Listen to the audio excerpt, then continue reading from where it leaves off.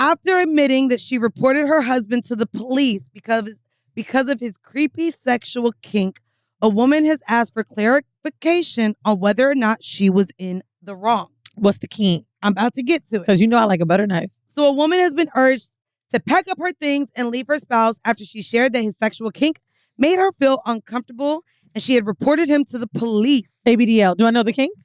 You know the kink. It's not baby diaper? And based on where we kind of draw the lines with our fantasies, this is why I wanted to ask this question, especially based a couple weeks ago on yours. So, oh my God. Hold on, let me get to it. She says, I told him it makes me very uncomfortable, but I went along with it for a short period of time because he said it's the only thing that can get him off now. But I just couldn't continue with it anymore as it was making me fear for my life. Yeah. His kink is essentially waterboard to have me to pretend to be dead and lifeless. The woman revealed that this sexual preference was a recent change and has caused her to question her husband's mental state. Okay. He's also been getting a lot more angry and aggressive with me lately, she adds. Wanting to get help for him, the woman decided to report him to the police so they could speak to him and he could get some professional help. However, things backfired with the husband, of course, threatening her before she went to the authorities. Oh, if she ends up dead, this is going to be sick. Well, I don't know, but for this specific one, we've talked about the R-word kinks. We've talked about kidnapping kinks.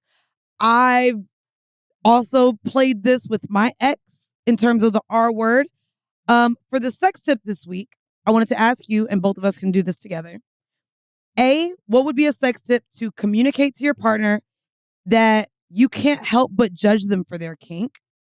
And also, though you want to please your partner, if you're uninterested in their kink, what should you do? So I think that we've opened up the dialogue to have people want to try a whole bunch of new things. And clearly, as you're with somebody, maybe their kinks and fetishes change over time. How would you communicate a partner coming to you with a kink that actually makes you uncomfortable? Especially because she did say she played into the kink a few times. So I think that the scary thing about this, because with the butter knife situation, I told him I want this. Okay. I was like, oh, I want you to scare. I told him I wanted to feel scared. I want to It was a feeling that you wanted. Yeah. Okay. With this specifically, I'm trying to think, what would I say? Because I would definitely offer a suggestion. Like, for example, if someone told me they wanted me to play dead in a kink, I'd be like, that makes me feel really unsafe. But I would do a pillow princess thing. Okay, but Hello.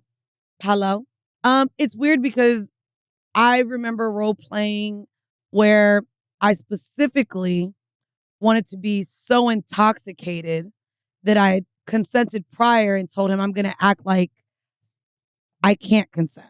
Mm-hmm.